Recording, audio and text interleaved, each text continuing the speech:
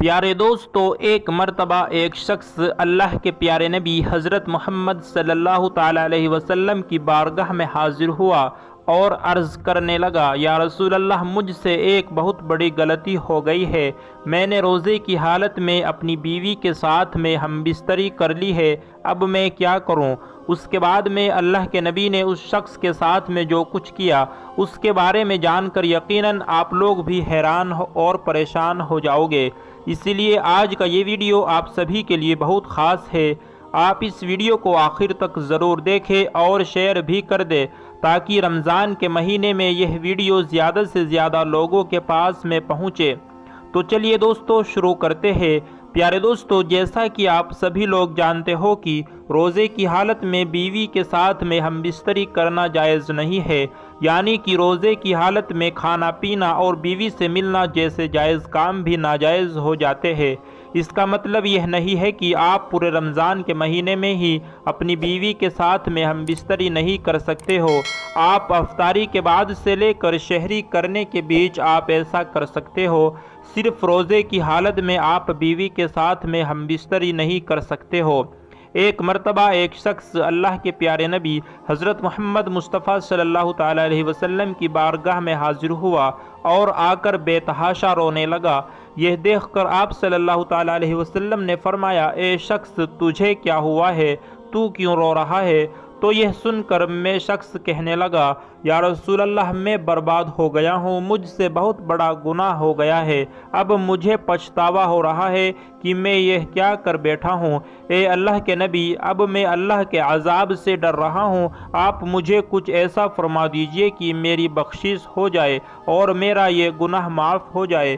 یہ دیکھ کر اللہ کے پیارے نبی حضرت محمد صلی اللہ تعالی علیہ وسلم نے پوچھا، تو نے ایسا کون سا گناہ کر دیا ہے جس کی وجہ سے تو اتنا رو رہا ہے؟ تو یہ سن کر وہ شخص کہنے لگا، یا رسول اللہ صلی اللہ تعالی علیہ وسلم، میں نے روزے کی حالت میں اپنی بیوی کے ساتھ میں ہم بستری کر لی ہے، یعنی کہ میں روزے کی حالت سے تھا اور میں نے اپنی بیوی کے ساتھ میں صحبت کر لی ہے۔ یہ سن کر آپ صلی اللہ تعالی علیہ وسلم غم زدہ ہو گئے اور فرمانے لگے، اے شخص، تو نے یہ کیا کر دیا؟ کیا تجھے معلوم نہیں کہ روزے کی حالت میں بیوی کے ساتھ میں ہم بستری کرنا جائز نہیں ہے؟ تو یہ سن کر وہ شخص کہنے لگا، یا رسول اللہ، مجھے معلوم تو تھا مگر میں اپنے نفس پر قابو نہ کر سکا اور مجھ سے بہت بڑی غلطی ہو گئی ہے۔ اب آپ میرے لیے کچھ ایسا کر دے کہ میری بخشش ہو جائے۔ یہ سن کر اللہ کے پیارے نبی حضرت محمد صلی اللہ تعالی علیہ وسلم نے فرمایا، اے شخص، تو نے بہت بڑا گناہ کیا ہے، اب تجھے اس کا کفارہ ادا کرنا ہوگا۔ وہ شخص پوچھنے لگا، یا رسول اللہ، اس کے لیے مجھے کیا کفارہ ادا کرنا ہوگا؟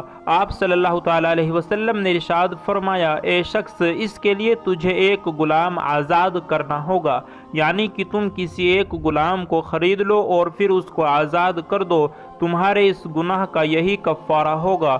تو یہ سن کر وہ شخص حیران ہو اٹھا اور کہنے لگا، یا رسول اللہ صلی اللہ تعالی علیہ وسلم، میں نے خود اپنی ساری زندگی لوگوں کی غلامی کرنے میں گزار دی ہے، مجھے تو خود کسی نے خرید کر آزاد کیا ہے، میں کس طرح کسی غلام کو خرید کر آزاد کر سکتا ہوں؟ یا رسول اللہ، میرے پاس میں اتنا مال نہیں ہے کہ میں کسی غلام کو آزاد کرا سکوں۔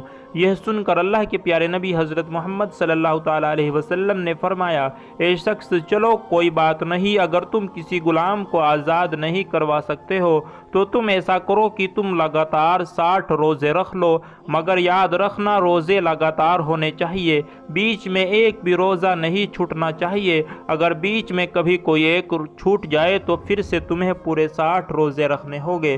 اگر تم نے ایسا کر لیا تو تمہارا یہ گناہ اللہ کی بارگاہ میں معاف ہو جائے گا اور تمہاری بیوی تمہارے لیے حلال ہو جائے گی۔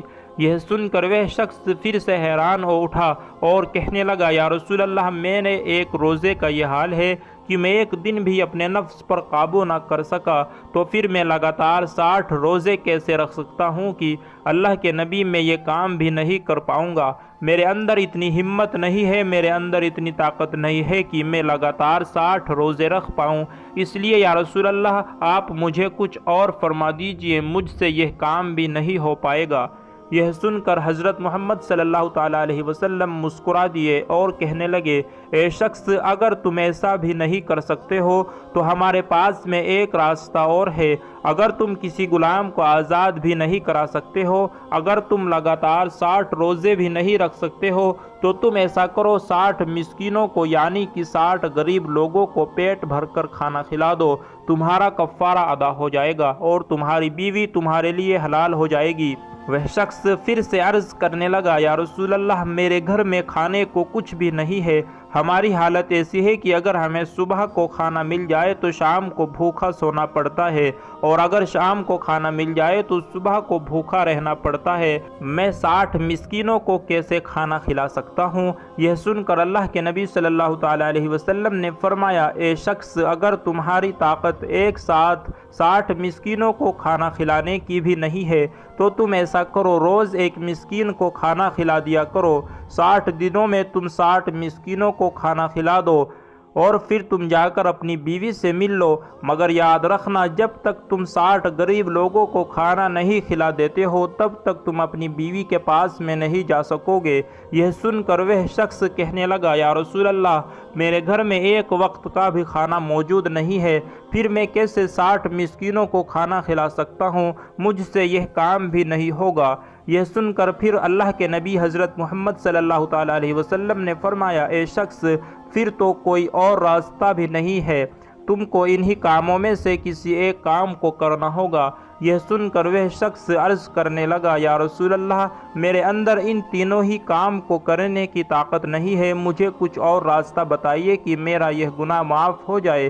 یہ دیکھ کر پھر آپ صلی اللہ تعالیٰ علیہ وسلم نے فرمایا کہ چلیے میں تمہارے لیے صحابہ اکرام سے چندہ کرواتا ہوں۔